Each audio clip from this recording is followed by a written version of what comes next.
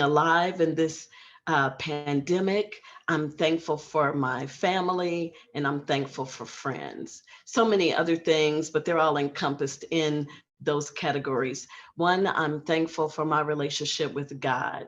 Once upon a time, I come from a family of not only church goers, but I'm also a family of ministers and a family of singers, gospel singers. And so everybody in my family sings but me. I'm the manager. And I just am thankful for my foundation, thankful for what my father and mother instilled in me, my grandparents, believing in God, believing that He exists, and not to offend those that do not. Respectfully, just sharing what I believe and how I've been brought up. I am thankful that I know that He lives and that He moves in me. I'm thankful that He has brought me from, as we say in church, a mighty long way. I have been through a lot, as have some of you, but I can only share with you my story.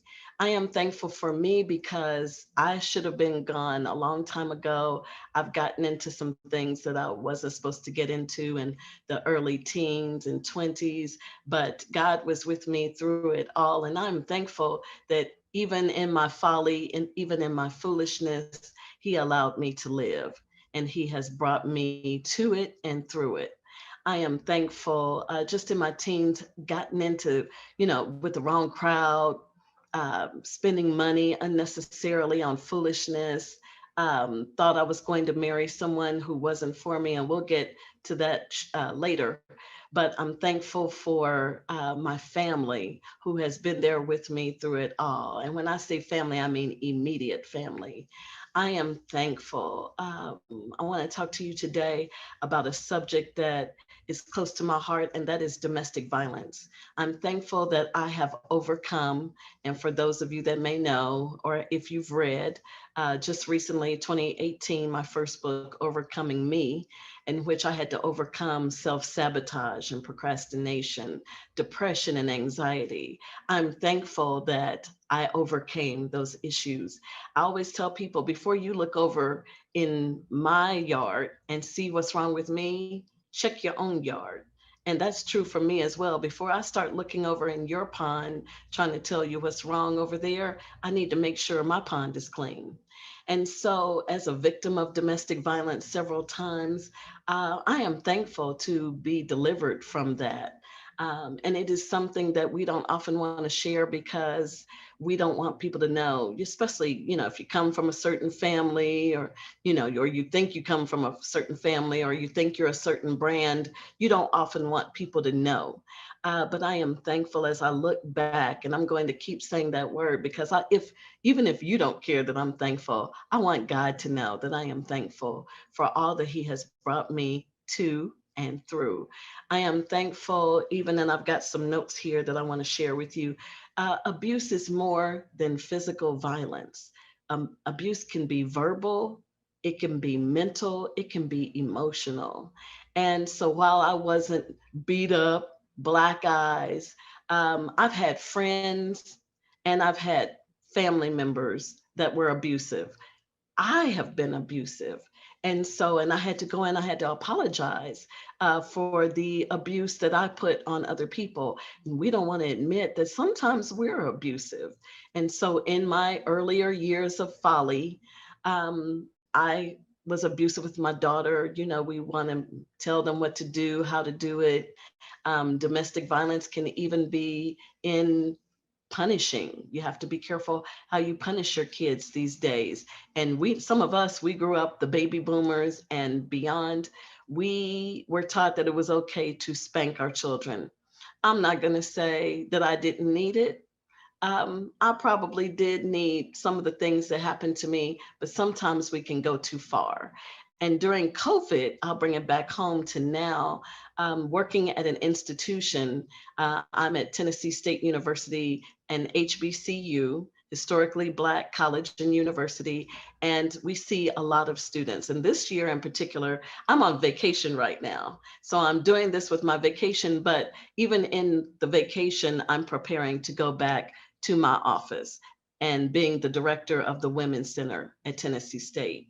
And so when we shut down March 2020, we sent our students, our faculty, and our staff all over America, we sent everyone home, or we were sent home. But what we didn't think about is where we were sending people to. And some students, some faculty and staff were sent to abusive places. Now, this wasn't what I was originally going to talk about, but something just happened to me recently, which is why I want to shift and talk about this now. We sent or were sent home, and maybe you were a wife or a husband that normally see, the spouse a couple of hours a day. But now during COVID, you see them all day. And it begins to get ugly, and there's victim blaming. There's maybe some physical altercations, maybe some words called, because we're in the house every single day, all day, right? And so being on top of someone when normally you see them at night, hug them, kiss them, good night. You see them in the morning, hug them, kiss them, off to work you go. Now you're not going anywhere, and you're on top of one another, and you become angry. And then the children came home. We sent your children to you, and maybe, they said some things. They're irritated because they're not out and free in their residence halls or their apartments. But now everyone's on top of one another, and that can activate irritation and verbal, mental, and physical abuse. And so I want to share with you, because we're still in COVID, even as we speak, I actually had an incident happen to me, not with a family member, but with a friend. And I think because of the stress of everything going on in the world, and have you gotten your vaccinations and so forth, this person spoke me out and said some things to the point where I felt threatened. And I want to share that because it shook me. And I want to be honest with you and let you know I cut that person off. Anytime someone is verbally abusive and they're calling you out of your name and your B's and your H's and other words, I'm not going to go into all those words on a live conversation. But I do want to say, if that's something that you haven't been doing, and you start calling people you're stupid, you're dumb, you're ignorant, you're other words, that's not acceptable. And so when I cut them off, I blocked them on social media. I blocked them from my phone because I felt violated. And this has happened recently. So normally things like this don't happen to me. I'm the director of a women's center. I'm typically talking to other people about not allowing this to happen to them. But because I said something that actually triggered them. So we have to be careful of triggers, because you could trigger someone and set them off. And I said something, and in just a moment, just a very quick moment, it activated them and they let me have it. Well, now people often trigger me, but I try to be in possession of myself and not allow other people to push my buttons. It doesn't always work, even with me, but even if I'm triggered, then I don't want to call you stupid, dumb, you'll never be anything, you're never going anywhere. And I'm talking with students who are saying, you never asked me, was I okay? COVID happened, the pandemic, and here in Nashville, prior to a week or two before the pandemic, we had several tornadoes, and it destroyed quite a bit of the city. So now people don't have homes. They're trying to they're scrambling, looking for a place to live. And then the pandemic, and you can't leave, you're quarantined. And so I would just say to you, let's be mindful in these challenging times, because, while I see everybody's taking off their masks, I have about 25 masks. I got them in the car. I've got them in my purse. I've got them at work, and I've got them here at home. I'm still practicing safe habits, because even with the vaccine, everyone has not had their vaccinations. And in working with over 8,000 students, I want to be careful having some extenuating circumstances going on in my life, that I don't become sick. But let's get back to the verbal abuse. Anytime that you can threaten people, threaten to hit them. I'm going to do this to you. I'm going to do that to you. You should be very concerned. And then I want to jump to a lot of times and I'm in my 50s, a lot of times we as women, let's talk about women first. In my transparency, I will say to you, I have allowed things to happen because I did not want to be alone. And what were we during the pandemic? We were isolated. There were older people, there were younger people, uh, people that were single, that were in their homes alone for long periods of times, for months, for weeks. And so that can cause you to allow things to happen that you normally wouldn't. So in my case, I allowed a relationship to go too far because, well, if I'm not friends with this person, I'll be alone. It is truly okay to be alone. I would rather be alone than to be abused. And so let us not, ladies. I was talking to a lady the other day. I went to a restaurant and we were eating. She was a little bit older than me. And she said, yeah, I'm in a relationship and I really should leave him because he's always calling me stupid. He's calling me dumb, but yet he's always asking for money. And if I don't give it to him, then he becomes violent. He doesn't touch me, but he's yelling and he's throwing things. And I said, sis, and I could see myself while I was talking to her. I said, that is unacceptable behavior. So we as women, just talking to women right now, let us not be so needy that we allow our friends or our relationships to cause us to stay in something that can cause us harm up the road. And then for men, yes, you all go through the same thing. And I share this on the college campus. Women can be abusive. And I have a young man, and he was like, Miss Wilson, I'm always hearing about domestic violence and how women should be afraid of men. We are afraid of you as well, because if we don't stay with you, if we don't take you out to eat, if we don't give you money, he said, and we're in college. He said, so I'm trying to get a degree. I'm not trying to have a relationship or get married. I just want to be free. I want to be cool. I want to be down. And I think that's most of us. Most of us want to be free. So, in my thankfulness, and I shared with him, I said, thank you for sharing that, because sometimes we as women, ladies, we become controlling. You know, you can't see someone else. You can't talk to someone else. If it's not your husband, why can't he? If he hasn't promised you uh, a rainbow, then why are we controlling and manipulative or abusive, where we're calling men out of their names, we're shouting and yelling abusively, verbally, or then there's that emotional abuse where we don't answer the phone, you know, we go on silent mode. Men and women do this. And so I would just say to all of us right now during this pandemic, let's get a hold of or possess our vessel. Let us not exhibit uh, abusive behavior, whether that's mental abuse, physical abuse, emotional abuse, or verbal abuse. It is unnecessary and it doesn't make for positive, healthy relationships. And with our elderly, let's talk about them. Sometimes we can be abusive and it is called elder abuse, where you are mismanaging, hurting, or abusing your parents, your grandparents, or anyone else. You might be working with elderly people, nursing homes, assisted living facilities. Let us all be mindful of the things that we say. Think before you speak, because we don't realize how we can trigger or hurt other people with our behavior. And I'm excited.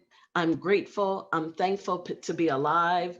I'm thankful to be out of that abusive relationship that I was allowing because I'm alone. I'm single. I live by myself. And I love being single and living by myself. But we all want love.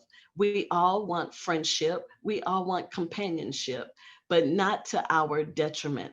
Let us be very careful. Let us make great choices in who we allow into our life, who we have relationship with, because uh, sometimes it's not God that sends people our way. The devil sends people too, for those of you that believe as I do. And so I'm very mindful when new people come along into my life. I'm trying to take it really, really slow in allowing new relationships, even with women, because everyone is not your assignment. I just spoke on that the other day on social media. I have not been assigned to everyone, and neither have you. Be very careful, be very choicey in who you allow into your life. But at the end of the day, be thankful because all of us have great things ahead of us. All of us have overcome COVID. If you're listening to me talk today, you are an overcomer. You are here because God chose for you to still be in the land of the living. And I'm excited. If you want to talk with me further, you can find me under my name, Seanne, Seanne Wilson. You can find me on social media, Facebook, Instagram. Don't even worry about Twitter because I'm hardly ever tweeting, but you can find me on those other social media platforms, or you can go to my website, www.seanne,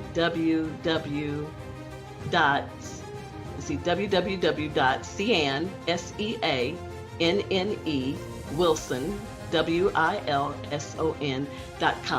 And again, I'm thankful that you chose to listen to me today.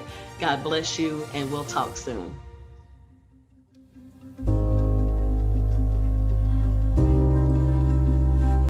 Trending today is the term transformative servant leadership. Well, that's trending. So what exactly does that mean? Many use the term without even knowing what it really means. And it refers to persons, people who are stepping into their calling, who want to do something that they feel God has placed within them, and they have a following. Our work is not based on monetary achievement or developing things that are self-promotional, but it's anchored in serving God. It's anchored in stepping into that gift, that purpose that God has placed within us. And so transformative, of course, means changing, how to make something better. And our actions are anchored in the faithfulness and service to God. It doesn't get better than that. When that's your mission, that's your focus. It is that relationship that elevates us. Now, many proclaim to be transformative servant leaderships, yet what they're doing is serving themselves. They walk around, they've got 20 people following them. You can't get close to them. Self-service promotions that are comfortable, and they're comfortable being served instead of serving. That's not what this is about. This workshop, this training, this coaching is about helping you to step into that gift that God has placed in you. Some desire to be close to God, yet they forget that Jesus came as a servant. He didn't come as, some glorified king who was flaunting his abilities. He came to teach and to help us to learn how to be of better service to humankind. We have to remain humble in our spirit. We have to be bold in our actions, and we have to be about serving people and organizations. You see, a great deal of what's wrong in society today is that those of us who have faith, those of us who are into service, are silent. We're quiet. We're not involved. We're not engaged. And we want things to get better. We want those who are serving to serve the people, yet they're not the ones who are about service to people. They're about service to themselves. So if those of us who believe in transformative servant leadership don't engage and don't get involved, if we don't step into our gift, if we don't honor those things that God has placed within us, society can never get better because the impact that we have is limited. One of the things that I've found is that even when I fall down, I know that I will get up because I do greatness. I know that it's on my DNA. I can't help myself. I know that when I fall down, I'm going to get up. I'm going to get up because my people got up. I'm going to survive because my people survived. I know that God can take my ordinary self and make me something extraordinary. I know that because he did it for my people. When I look around, I see greatness all around me, but I see it being pressed down because we're trying to fit into somebody else's paradigm. Now, before I get into the meat of this talk, I want to give you your reading list. The first book that I suggest for your reading is A Vision for Change and the Future of America. That was written by the late, great Congressman John Lewis. The second is called The Caring Community. That was written by Dr. Trudy Kibbe Reed. She is the past president of the great Bethune-Cookman University. Excuse me. The third book, of course, is Bethune, Out of Darkness into the Light of Freedom. That is a book that highlights the legacy of Dr. Mary McLeod Bethune. It also talks about the history of her life, and it's written by yours truly, Dr. Evelyn Bethune. The reason that I want you to read these books is because of the historical context and the way that they are able to show us the value of knowing our history. 4 other books that I think would be great for any library, especially the Library of Black folks. The first one is Before the Mayflower by Lerone Bennett. The second, They Came Before Columbus by Dr. Ivan Van Sertima. The third is The Miseducation of the Negro by Dr. Carter G. Woodson. And the fourth is White Rage by Carol Anderson.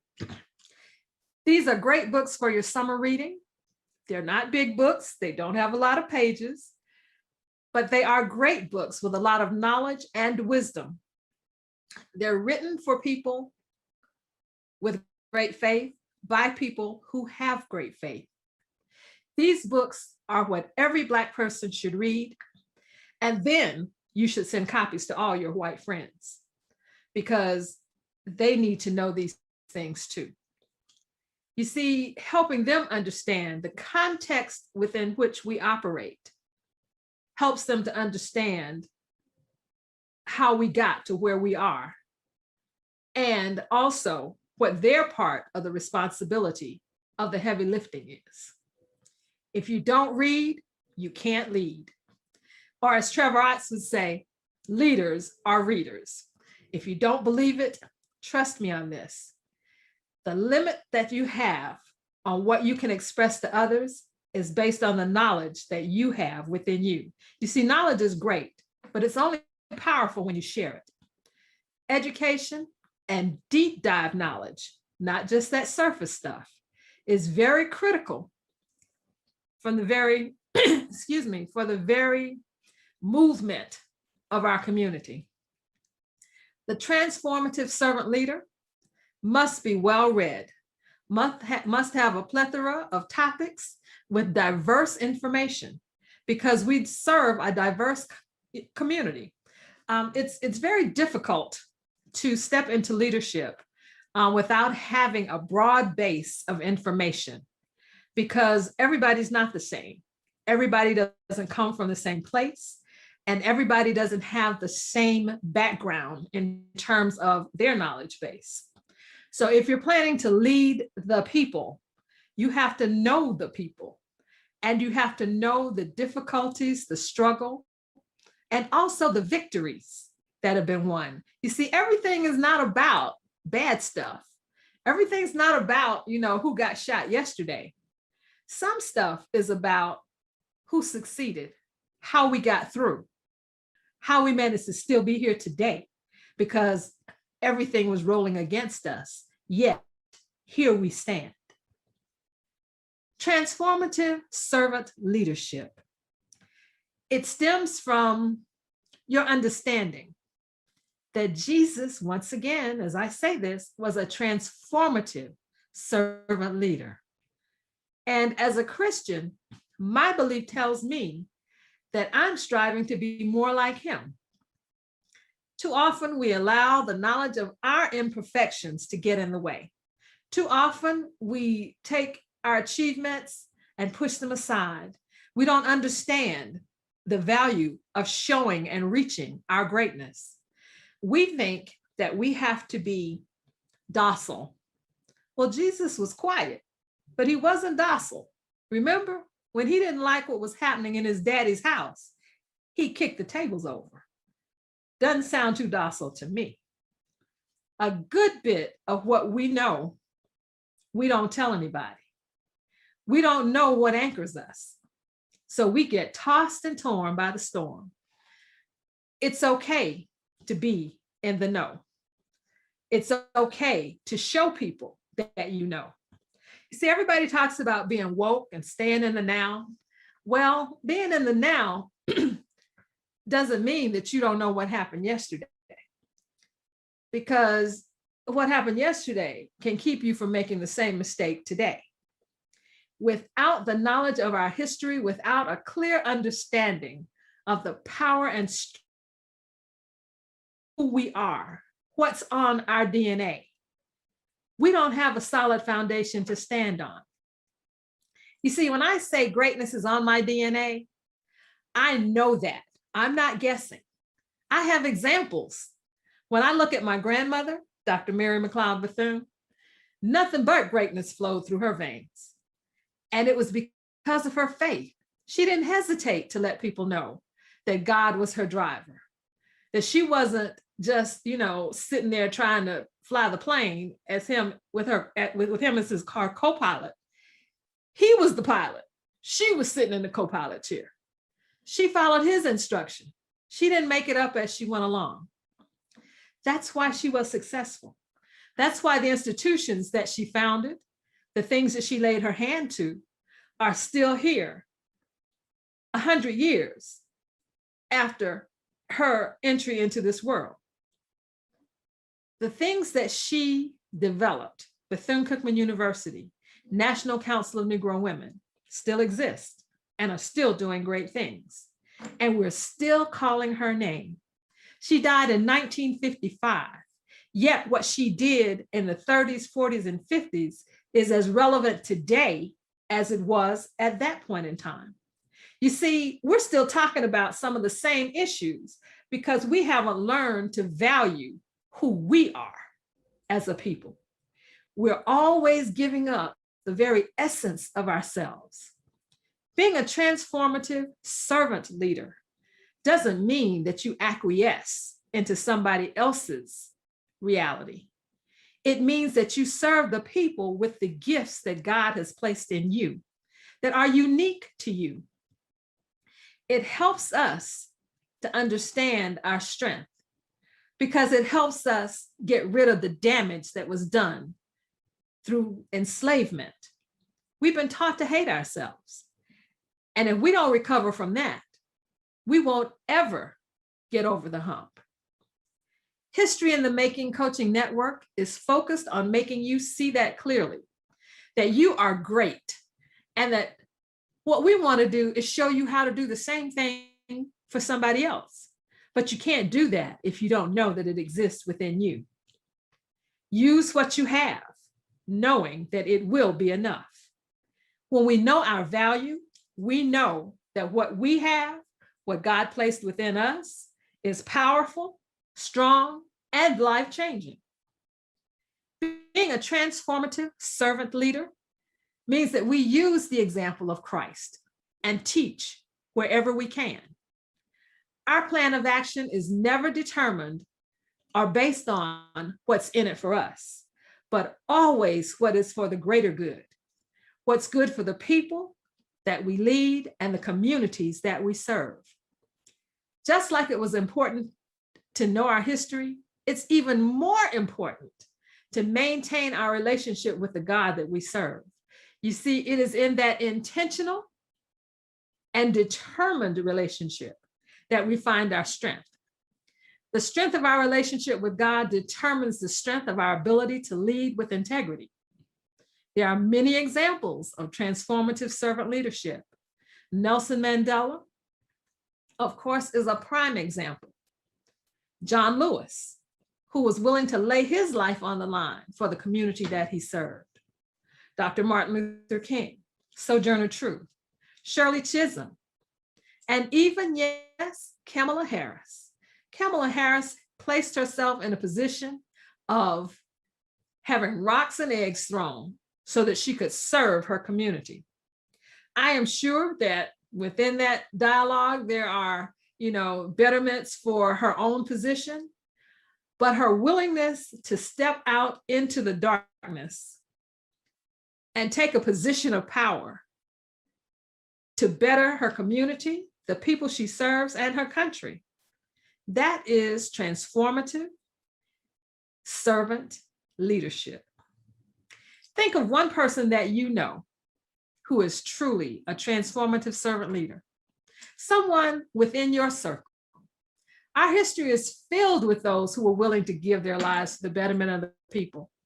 This is not to say that they did not stumble, and sometimes, I'm sure, like David, fell down, but they knew to get up, to look up, to repent, to try harder, and to move forward. Let's be clear, knowing our history doesn't mean that we keep looking back and not have a vision for the future. It means that we use the strength of our ancestors to help us build and shape that vision. Because you see, it is proof that we can achieve at the highest levels if we believe. Faith is built on believing. There is hope in the future. It is believing that heals us. The word says that you are healed by your faith. All she had to do, that woman with the issue, was touch the hem of his garment, and she was healed. She was healed because she believed that if she could just get to the ground and put her hand on that garment. And it is said that Jesus said he felt the energy flow from him to her, and her body was healed. That's what transformative leadership is all about. When you are a servant leader, you have the ability to heal the ills of this country, to heal what's happening in your community. Some of the skills you need to have: number one, great listening skills. Number two, lots of empathy, because you have to feel compassion for those that you serve. The ability to develop others and to help them embrace their own uniqueness, helping others find their greatness. Being persuasive, charismatic, that enables you to get their attention so that people hear what you're trying to say. My dad always told us there was a reason that God gave us 2 ears and 1 mouth. It was so that we would listen more than we talk. So always be a good listener. You have to also have the ability to see the big picture, to create the vision, but to inspire others to see it and to believe that it can actually be achieved. Because you see, a vision that seems unattainable will soon lose its fellowship. Encouraging intellectual creativity. This thing right here, that mind, it's a muscle. If you don't work it, just like that flab on your belly, okay, you hear what I'm saying? If you don't work it, it will lose its ability to function. It is critical that we be readers as leaders so that we have viable information to share with others and can point others in the right direction. We also have to put that ego on the shelf. When you walk out the door, leave it in the closet. Ego does not serve us well. The ability to adapt. You got to be able to flow. And I don't mean go with the flow. I mean flow so that you can adjust for the audience that you are serving. Don't be up here in the rafters if you need to be down here on the floor. You have to meet people where they are and be willing to wash some feet if necessary. Have morals and high character, ethical standards, and integrity. There are times when it may get difficult, when you may step outside of your purpose, when you may distance yourself from the Creator, and you might lose your way, but find your way back. Make amends, because God has a purpose that He placed inside of you that nobody else can fulfill. That is your purpose, your calling, and that is where your greatness lies. Don't get caught up in feeling depressed, unnecessary, and irrelevant. That's not what God gave you. So hold on and get through it, because that's what God will do for you. When you are a transformative servant leader, you're going to always encounter difficulties. You're going to always have mountains to climb, rivers to swim, and sometimes broke down bridges to cross. But you can do it. The greatness lies within you. Trust me, I know, because I've broken some bridges, set some fires, fallen down on my face, and had to figure out how to get up. But I did it, because greatness is what? On my DNA. Have the ability to bring about change. That takes performance at the highest level. People have to believe. They have to believe that it can change. You want the folks that you serve to buy into what you're trying to make them see. In order to do that, you have to believe that it can happen too. If you don't believe it, you can't convince others that it's going to happen. Trust me on this, I'm speaking from what I know. What if which of these characteristics do you have, and which ones don't you have? Which ones do you need to work on? That's what we can help you to figure out. You see, our network, our coaching channel, History in the Making, can help you to find out what is the best you that you want to bring forward. People who know me say that I am relentless. I never give up. I know what it means to be in a hole, and sometimes you can't find your way out. I know what it means to be down there and somebody's shoveling dirt on top of you to bury you. But the God that I serve has shown me just how to shake it off, pat it down, step onto it until I can climb out of that hole. You can't bury greatness. No one can take it away. It is the gift that God has given you. When God gives it to you, it's yours. The only way you get rid of it is if you give it away. Remember, God doesn't need us. We need Him. So when He opens the door, don't wait to see if it will swing wide open before you try to step in. Slide through the crack if you have to. If He opens a window, find your way through it. When He sends out a rowboat in the storm, don't wait for a motorboat. Get on board and start rowing. In other words, pay attention. Use the blessings that you have. History in the Making Coaching Network can give you the opportunity to grow, to be your best self, to step into your purpose, to let others see your greatness. We will show you how to use the tools God has already given you to be the best that you can be. Don't miss that opportunity. What are you waiting for? I'm confident that we can help you walk into the next level, because greatness is where? On my DNA. And I know that it's on yours too.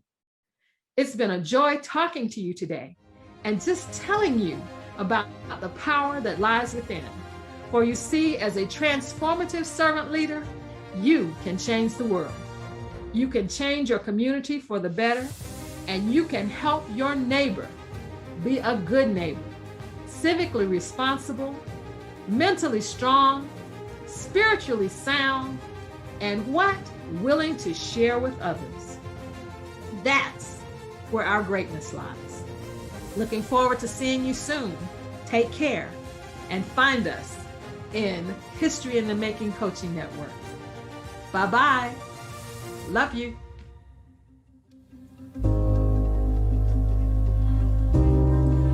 On the power of personal vision so that you can learn how to reach the goals that you have for yourself, for your career, for your ministry, for all the different areas of your life. Now, just go to powerofpersonalvision.com, powerofpersonalvision.com, and sign up for my free course on the power of personal vision. Again, that site is thepowerofpersonalvision.com.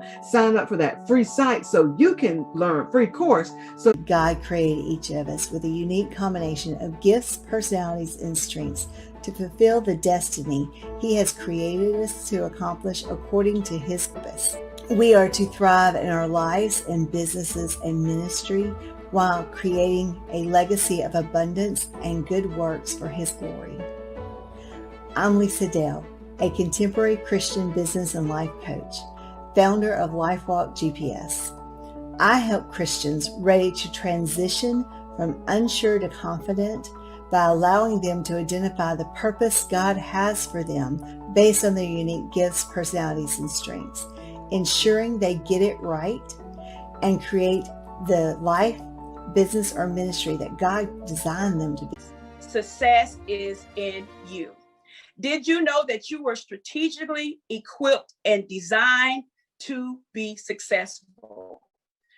Guess what? At the beginning of Exception for all of us, God equipped all of us and designed all of us with purpose and equipped us to be successful. You're no different. You're no different than me. I am a mother of 5 children.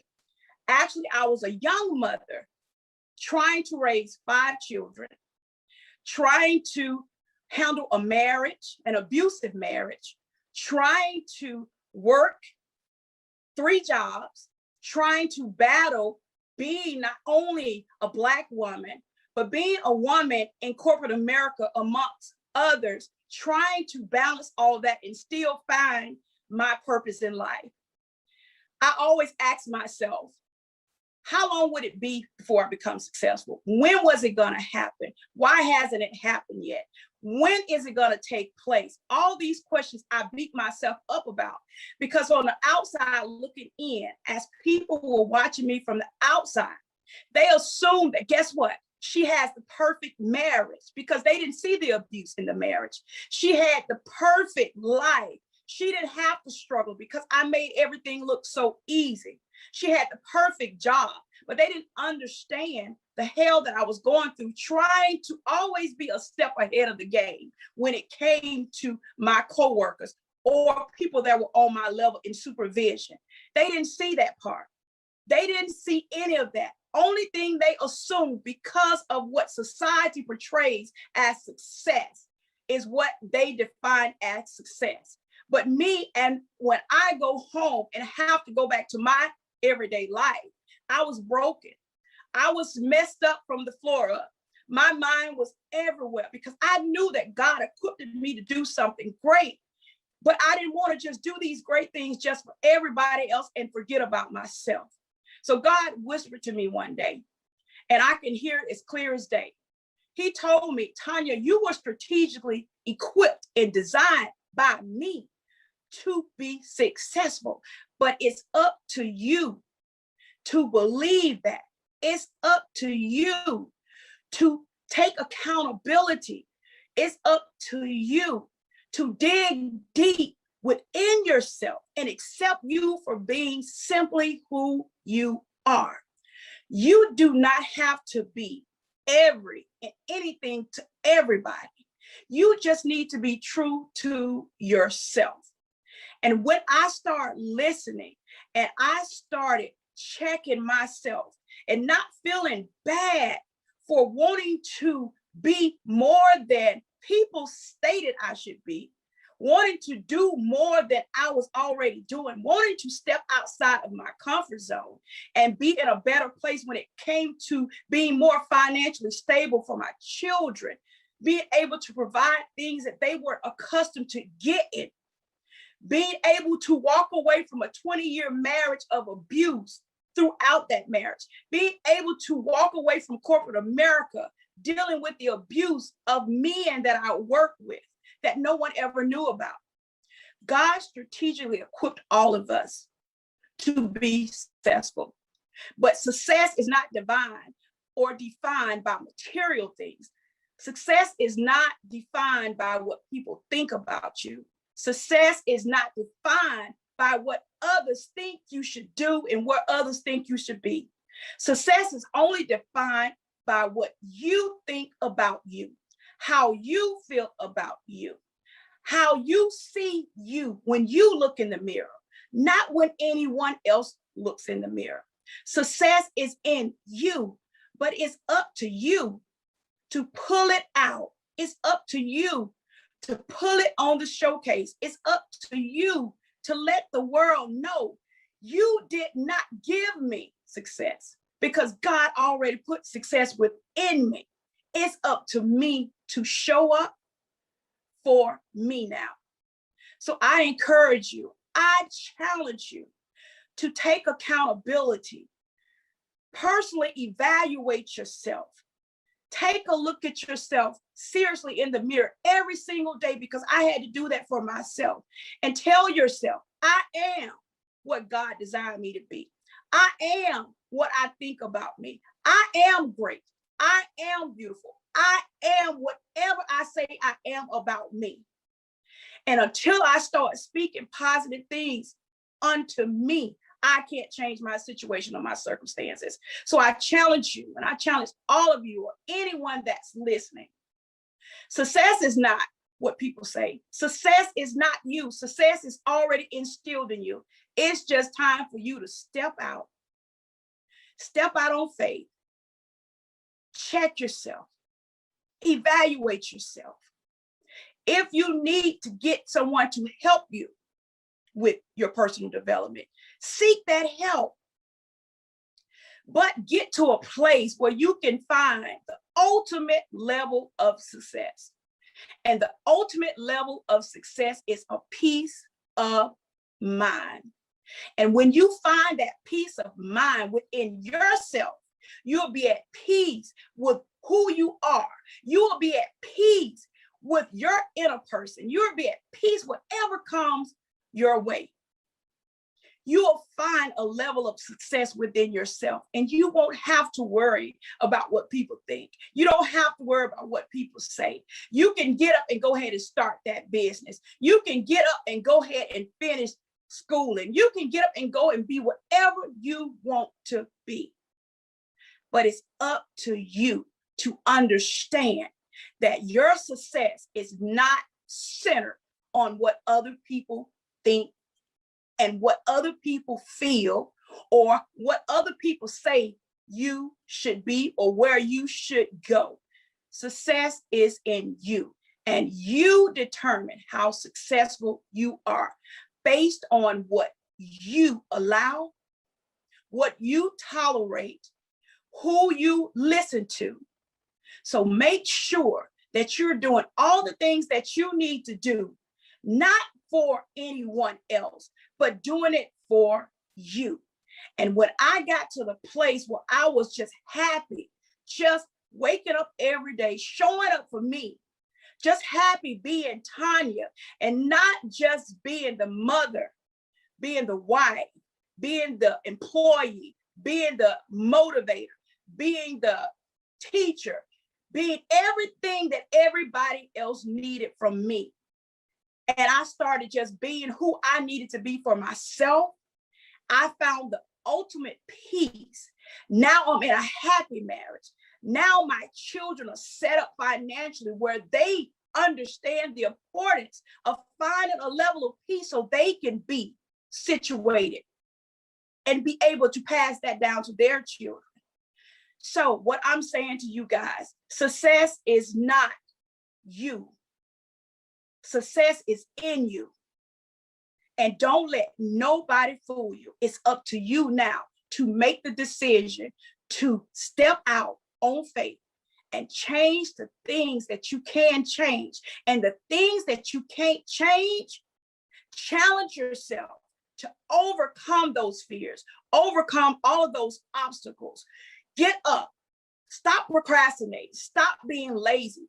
Stop doing the things that's causing you to not be able to be successful. It's all up to you guys now. So I challenge you and I encourage you to step out, do something different, try something different, be something different, love yourself different, service yourself better, be accountable for your actions, hold yourself responsible. It's all up to you. No one can make you successful. It's up to you to make yourself successful. But always remember that it's already instilled in you. It's just up to you to let it out. And the time is now. The time is right now that you get up, stand up, step up, show up, and show out. Not for anyone else, but do it for you.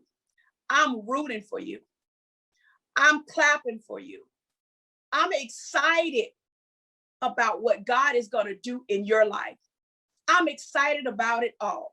So I encourage you once again, step up, show up, and do whatever it takes to get you at a place of perfect peace within yourself. And once you get to that place, I promise you, I know that things will start lining up. Success will meet you at the door. Doors will open.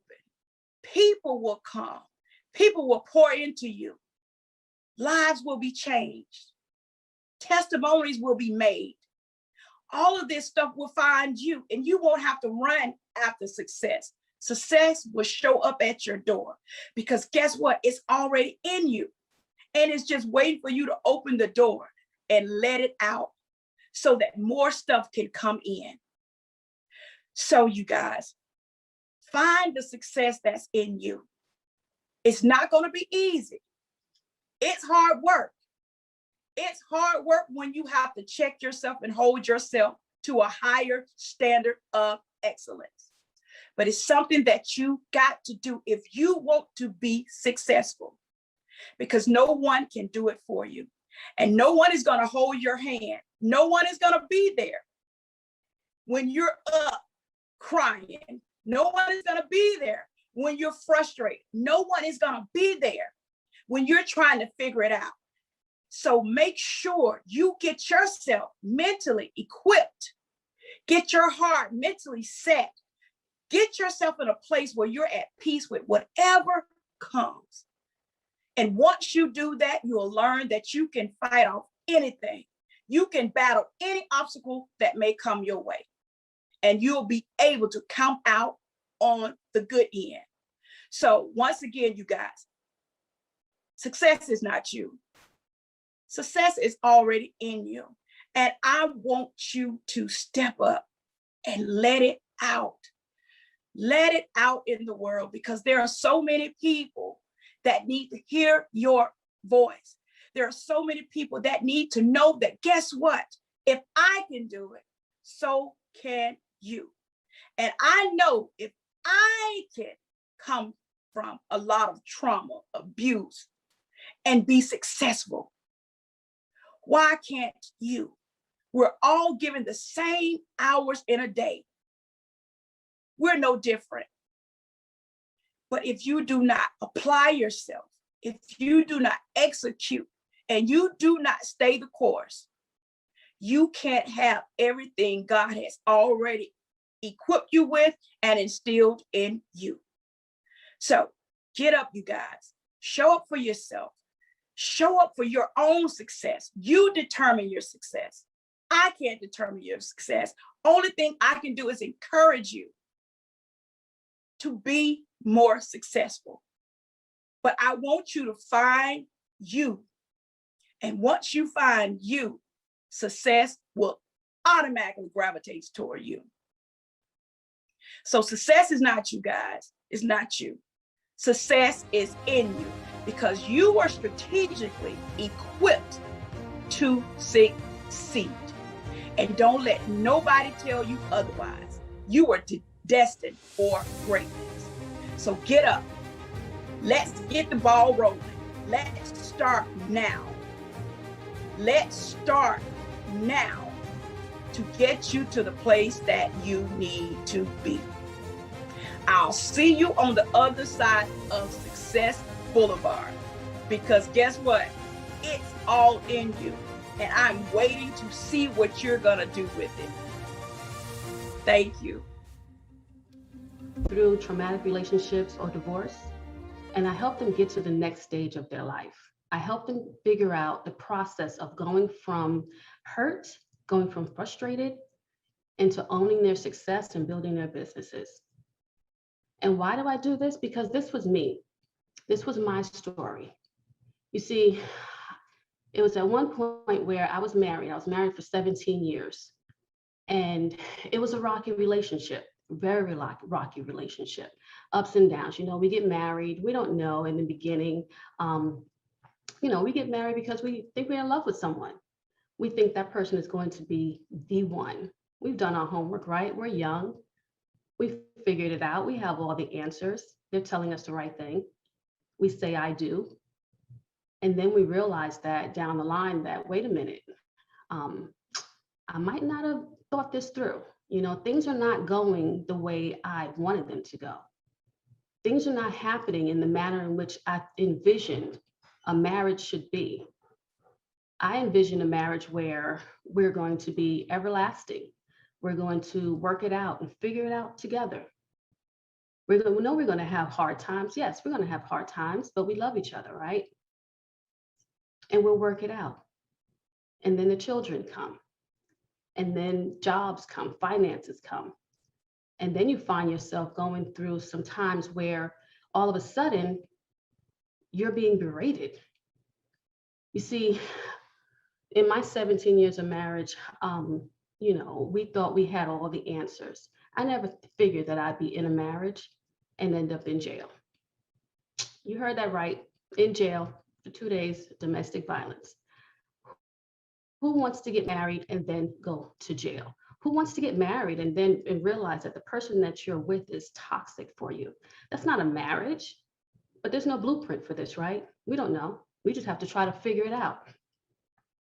So I remember one day we got into this really, really big argument, really, really nasty. And the one thing I always said was, we would never, ever, ever do this in front of the children. The kids were the safe zone because they're innocent in the process, right? They don't know what's going on. They just see mommy and daddy. They're loving each other. They're supposed to be there for each other, setting the example.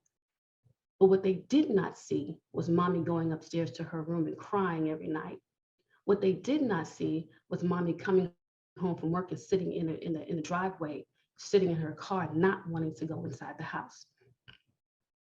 What they did not see was every time they turned their backs, I was crying deeply inside because I was just struggling to figure out, where did I go wrong? Where did we go wrong? How many have you ever felt this way? Have you ever been in a relationship where it all started out really good? You thought you had all the answers. You were doing everything right. You were doing everything right. He was saying the right things. It sounded good at first. You guys were good. You guys are good, going on vacations together, just being there for each other. And then it wasn't. And then you weren't. And then you're looking at yourself. You're turning around and like, who am I?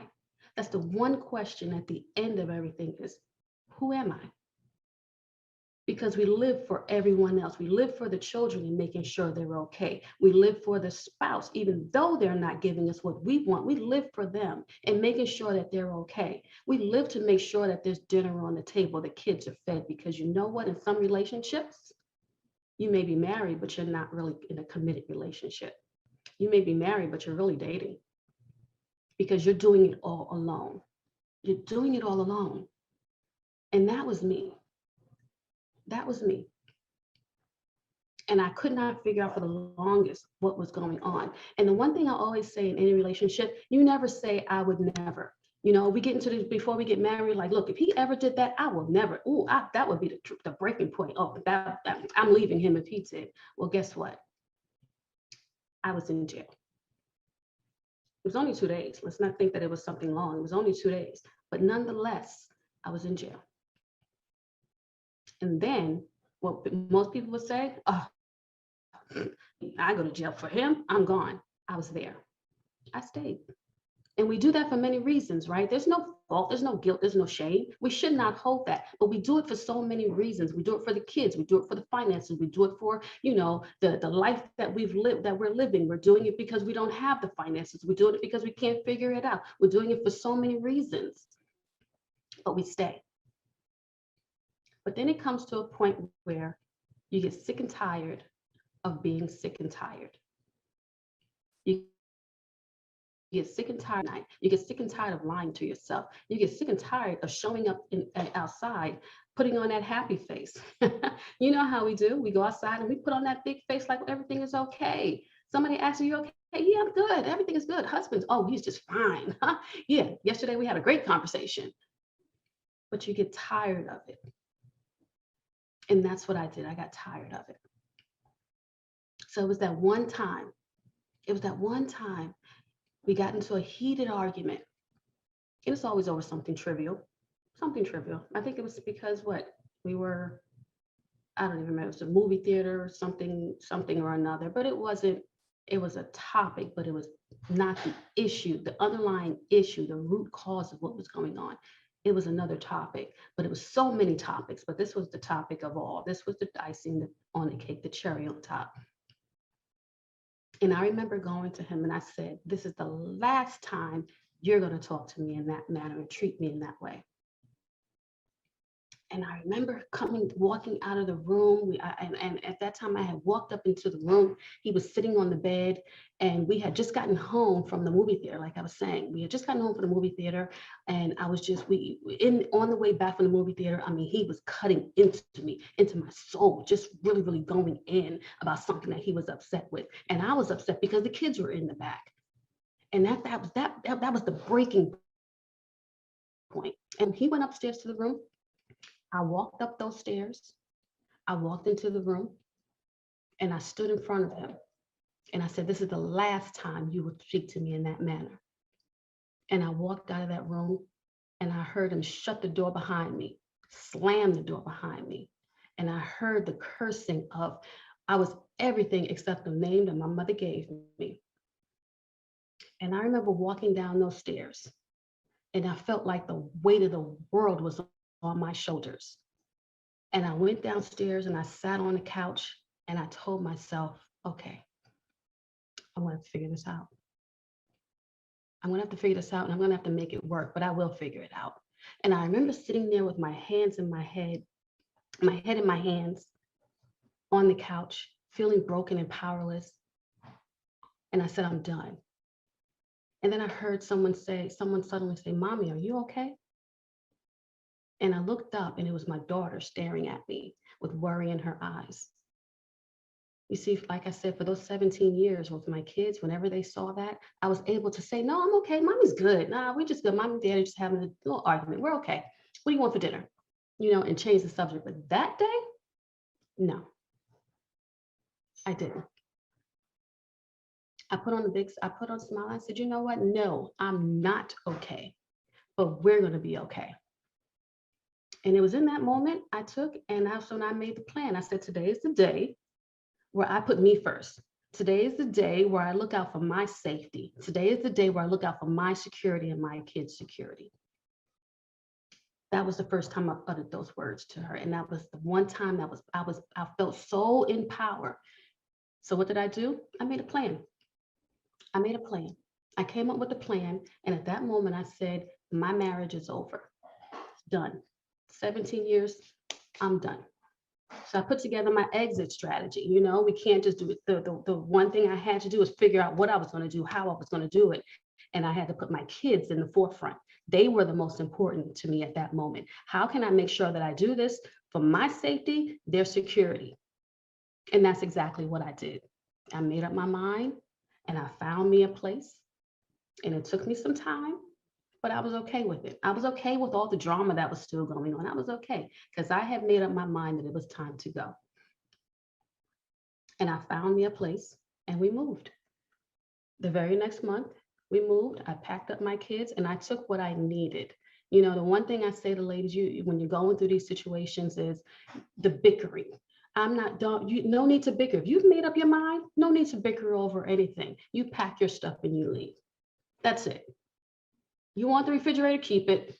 You want the couch, keep it. Because you know what? God will provide you with everything that you need and whatever you need going forward. And that's exactly what he did. I found me a place.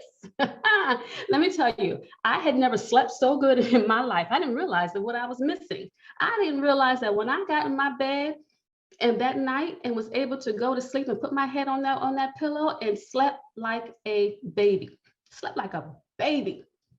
Didn't even have all my furniture. Kids had theirs. I was okay with the little bit that I did have because what I know I had was a peace of mind. I had peace and security and I was okay. I was just elated just to be able to be laying there by myself, not having to worry about somebody nagging me at night about what they need, what they want, what they desire that I no longer cared about. I was living the life that I wanted to live and I was so happy. My kids were safe. I was safe. Look, this is the way it should be. This is the way life should be. This is the way I was born to be. I was born to be happy and be okay. I wasn't born to be with someone who's going to bring me down, and neither are you. Neither are you. That's not a marriage. You're not property. But then after a while, I'm living in bliss and I'm good. And then you realize, wait a minute, I went from a 2-parent household to one. I went to a 2-income household to one. Hold on, I got to figure out how to make this work. I got food, clothing, college coming up, extracurricular activities. I had all that I had to take care of because, you know, you may not be getting a lot of financial help when you're in that status, right? But we got to make it work. And that's what we do as ladies. That's what we do. We rise to the occasion. So what did I do? I started looking at ways to make an income. I had a good job, but I needed a way to make sure that I was secure going forward. So I started looking at ways to make another income. And that's when I started to put the plans together to build my own business. And you know, in that process, additionally, is looking for someone that's going to help me get out of that position because I had never been there. I had no one to turn to. I didn't know who can I turn to ask, hey, how do you maneuver through this process of going through a separation and divorce? What do you do? How do you do it? I have all these emotions. What do I do with this? I found myself, even though I was in bliss, I was crying still in my bathroom because I did not know how to process those emotions. I felt violated. I felt lost. I felt confused. Have you ever felt this way? Have you ever felt like your world was just shattered? You were with someone for 17 plus years. That was supposed to be your one and only, your I do forever. And it's gone. And in that moment, I needed help and I could not find help. And let me tell you, I searched high and low for someone to help me out and I could not find anyone. No one. So I finally found a therapist. Thank God for therapists. And I went to a therapist. And then after that, I was like, okay, now what do? I have all these things that I want to do in life. I want to build this business, but where the heck do I start? And I found someone who was actually able to coach me through it. And let me tell you, I don't care what anybody says, you cannot do it alone. I could not do it alone because I was so emotionally with the process, but I figured it out. It took me a long time. Even with the coaching, I had to spend a whole lot of money on personal development, books and seminars and classes, and just so much pouring into me to make sure that I was okay mentally, spiritually, physically, so that I can build that financial fortune. And that's exactly what I did. That's exactly what I did. I built this business for me. And what business is that? I am now providing the services to people who were in my situation and do not have the person to reach out to. I became the person that I was looking for. I became the coach that I needed. I became the therapist. Because let me tell you, in my business, it's not about, I knew what I had to go for a therapist, but let me tell you what I realized that I needed. I needed someone sometimes who was a mother who wasn't a mother, a friend who wasn't a friend, a sister who wasn't a sister. I needed that person that I can go to, put everything in there and not have to worry about feeling judged or anything. Not have to worry about somebody sitting up in here going back and spinning my conversation back on me. I needed that safety, and I became that safety for women. I became that savior. I became that white flag. I became that person to give you what you need to get you to the next level and help you get through and build your businesses. And let me tell you, my ladies are kicking ass out here. My ladies, they've gone through and didn't realize what that the conversation with me, we're going to get to the bottom of it. I'm going to figure out I'm going to help you figure out what it is that you own in that process, because it's no longer about him. It's about you. And it's about you figuring out, okay, what's my accountability in that? What is the lesson that I was supposed to learn in that? That's part of the spiritual growth that we go through, and the mental growth in it. What is the lesson that God was trying to tell me? Because there's a lesson in everything for you to get to your blessing. And I help ladies get to that. And they have had some phenomenal revelations, just like myself. I didn't realize that I was supposed to be this person for someone else. I didn't realize that. I didn't realize that I was supposed to be sitting here teaching people marketing and sales. What? That's not me. I was an IT auditor. That's not, marketing and sales wasn't me. But I'm showing my ladies how to do that now, because what I believe is every woman should have a business. Every woman should have a business. Why? Because you want to get to a point where your next person that you're going to be with, because I don't rule out love, but you want to set yourself up so that the next time you are so holistic that you're not putting your all into someone. That person compliments you, that person brings something to the table, but you have to be your own person. You got to define who you are. Who do you want to be in this life? What do you want to do? Everyone has something. Everyone. And what I found that ladies do is when you get into marriages and you don't know who exactly you are, what exactly you want, what exactly you bring into the table, then you're relying on other entities to give you that, and you're coming up incomplete. You're coming up short. You start relying on your kids and living through them, but you're not fulfilling yourself. You start expecting your spouse to do more, but you're not doing anything for yourself. And you know that you should, because we all have these ideas of what we want to do, but we put it on the back burner. Well, it's time, you know what? It's time to go dust that off the shelf, and I help you get it. I help you figure it out, and I help you get to that next level. Because it's all about empowering you. It's all about you being bold and reigniting the person that you are. I'm going to help you release those pains from the past. I'm going to help you reclaim exactly who you are mentally and physically. Yeah, we're going to get your body right and your mind right, because that's all in one when it comes to owning your own business. And then we're going to try to figure out, what's your financial plan, honey? It doesn't even have to be building a business, because I'll show you how to build a business, but I'll also show you how to get that next position that you want in your job, how to set yourself up for success. And let me give you the key to that right now. The key to setting yourself up for the next level is your mental state and taking accountability for yourself. Now, let me tell you, if you don't do anything else with me, take that with you. Take that. Own your mental state and be consistent in anything that you do. Anything. But let me tell you, don't go at it alone, honey. Don't go at it alone. It's just not. You have so much to give in this world. We have so much that we have to offer. But I want you to declare it. I want you to declare it to yourself right now, that no one else has, right at this moment, say no one else has any control over you. You're going to take back full control over who you are. Take back your control. Speak it, write it out. Because there's a power in speaking and there's a power in writing it out. Declare it. Own it. Take accountability for exactly who you are. Listen, we go through this, and one of the common questions that I get from people is, Tanya, can you help me rebuild myself? Can you help me figure it out? And my answer is always a resounding, yes, I can. I can help you rebrand yourself. Because that's what it's all about. Rebranding who you are. We think of branding in terms of, a business that you're running. That's the front end. That's all. I mean, that's the back end, baby. That's the best. That's the residual. You have to rebrand who you are and step into your greatness. You have to figure out, what do I want? How do I want to show up every day? How do I want people to talk about? What do I want to leave every time someone walks away from me? What's the impression that I want them to have? What's the feeling that I want them to have when they leave, when they encounter me? What is that? We know what we wanted for it for our kids, right? But for you, how do you want someone to walk away from you? Look, these are the things that we get through. And let me tell you, all my ladies, I tell them, when you leave me, when you come work with me, we are sitting there and we crying on like you gonna think you're a therapist, but I am not a therapist. But you're gonna get to the nitty gritty. And then building your business is gonna be, it's just gonna go, because you're gonna be so in tune to who you are as a woman and what your next step is.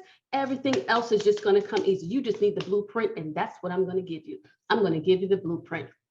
In my 3-step process, we have be mindful, we have be well, and be wealthy.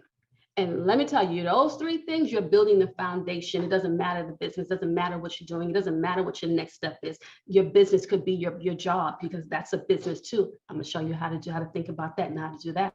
Your business could be anything. Your business could be staying at home as a stay-at-home mom. Let me tell you, I'm just saying, this should look.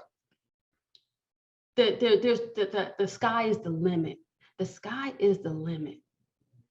But if you're having a hard time holding on to that negative energy, and you're not quite sure how to get to the next level, the possibility is this, because you deserve happiness. Anything is possible. Yes, anything is possible, because why? Just like I said, you deserve happiness. You deserve that peace of mind knowing that your kids are safe and secure. You deserve happiness, because you deserve to be able to put yourself first and not feel guilty or feel any type of remorse about doing so. Not feel guilty or shame or frustration. You don't owe it to anybody. You don't owe it to the in-laws or anyone. You deserve happiness. You deserve to live a life mentally, physically, and spiritually free. And with a financial abundance, it's so possible. And all you got to do is tap into who you are. You are worthy of everything that you have in life, because you deserve happiness. You deserve everything that you are. So picture that day. Picture a day when you don't feel afraid to go home anymore. You don't feel afraid to walk up to your door, put your key in your door, and know that the people on the other side are so full of love. Your house is just full of love and abundance.